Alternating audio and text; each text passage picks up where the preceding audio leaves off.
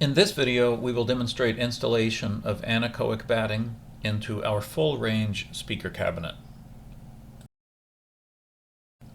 We will use a total of 5 sheets of anechoic batting for the subwoofer and full-range cabinets together. We've worked out how to do this most efficiently with minimal waste. Here's a diagram of how to cut up the anechoic batting for the interior of the full-range cabinet. This cabinet uses a total of 2 full sheets, plus another small section cut out from a third sheet, labeled sheet 3 in the diagram, that's also used to line the interior back of the subwoofer cabinet. Cuts are to be made along all the red lines. Note the measurements for cut placement and length.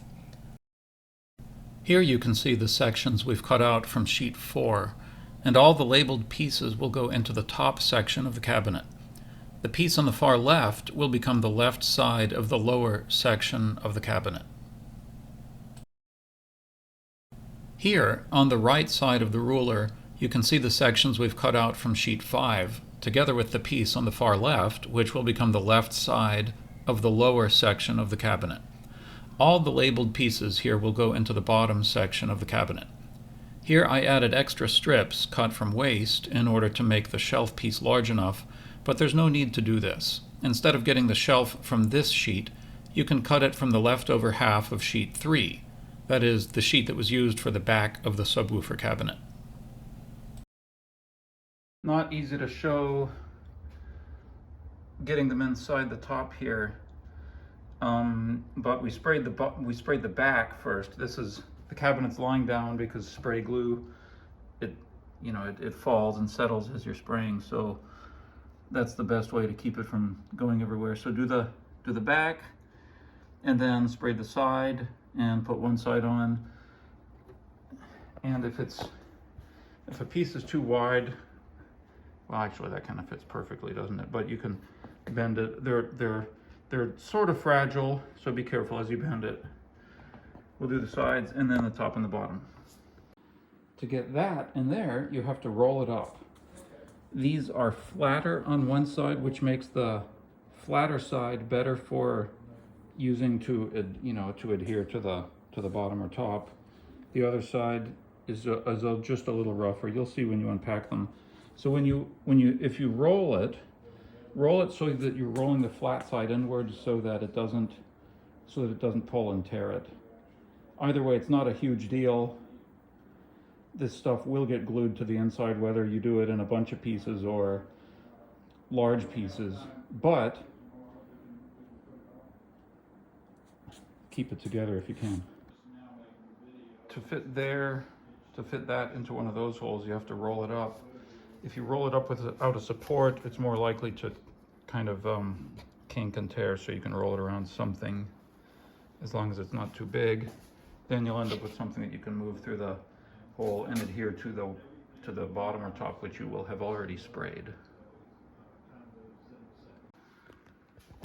When it's done, you'll have all the surfaces in there covered, except for the front surface. You don't worry about that. And it may not be as clean as you want. As I was rolling a piece up to get it in there, kind of got messed up, and I had to cut out a little piece of extra stuff. The main thing is to have the surfaces covered for the most part, which they are. For the adhesive, we use 3M Super 77. It's very fast. It's pretty fast set. It's tacky very quickly, so shake it, spray it. Put something underneath where the little window is on the inside so that you're not spraying adhesive down to the outside, and then don't reuse that same piece underneath because it'll have adhesive all over it and you'll get the outside sticky. So I don't like breathing this. I'll usually just hold my breath, spray some, and if I need to step away, come back and after I take a breath. Or if you have a respirator, you can wear that, but this isn't a big giant project, so it's not a big deal. You're not using that much of it. Spray a good coat, then just set the batting down on it, press it in place, and then you can do each side like that.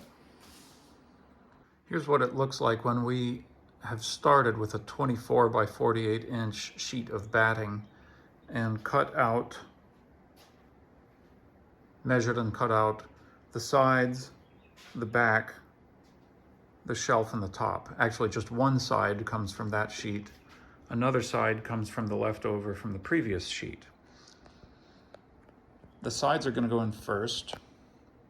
They're going to be 14.5 by 24 with the notch 7.5 by 2 3/4.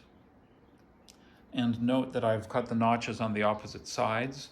This doesn't really matter because you can always turn the sheet, but one side of the sheet is flatter and will make for better adhesive contact, so I would take that into account.